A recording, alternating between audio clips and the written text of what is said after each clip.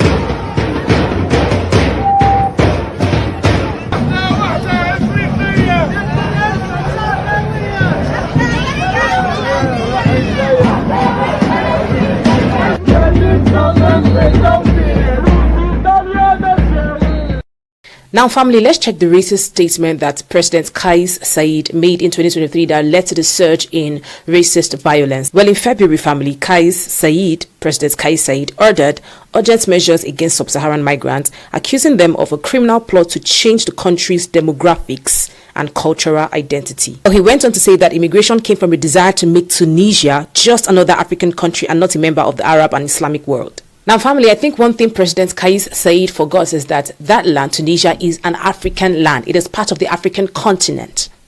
Yes, it is an African land. We keep sounding that. It is an African land. It is not a white land, an European land. But because they came in the 7th and 8th century and they took over that land, that is why the population is predominantly white. And now we're talking about the Black people. They have almost been erased from Tunisia. Just 10 to 15% out of 100. That means there is every possibility, there is high chance of racism, especially when the president said something like this. But these people came out to protest against the violence against Black people, against the hatred, the hate speech, the hate words. But let's not forget, despite this, there is still racism in Tunisia. Now, it's good to know that we have people in Tunisia, we have the white population that are standing by the Black population, just a few percent of them. And those white people are standing by them. It's a good one, actually. Now, family, this protest was held on the 11th of April 2026. The protesters included activists, civil society groups. They marched in the streets of Tunis to denounce racism and discrimination against black people. We are not part of this. We do not support racism against our people, despite their skin color. Regardless of their skin color, we are with them. One of the key aspects of the April 2026 protest focused on anti-racism. They demonstrated that they weren't part of discrimination, racial discrimination, or whatsoever against black people. They protested against state policies. It is noted that participants protested against what they describe as state-sanctioned stigmatization and discriminatory policies against black migrants. And they called for justice. They demanded the release of detained anti-racism activists. And one other thing they said is that Tunisia is an African land. Banners and slogans emphasized Tunisia's African identity and rejected racism. Now, I think in this day and age, some of these leaders, the governing bodies, are trying to change the demographics of Tunisia because they see that Tunisia is predominantly white, occupied by white people, just 10% to 15% black. They want to change Tunisia to God knows what country. It is part of the African continent, and it is an African country, not an European country. And these people came out to say that we recognize the fact that this is an African land. Now, I think the problem we have as Africans is that our leaders side with these Westerners or foreign actors or players who want to change Africa. Mind you, family, they know what we can achieve when we come together as one, so they wouldn't allow it. One thing is the unlawful detention of some activists. Now, they said in Tunisia there is currently no freedom of speech. Some activists were arrested.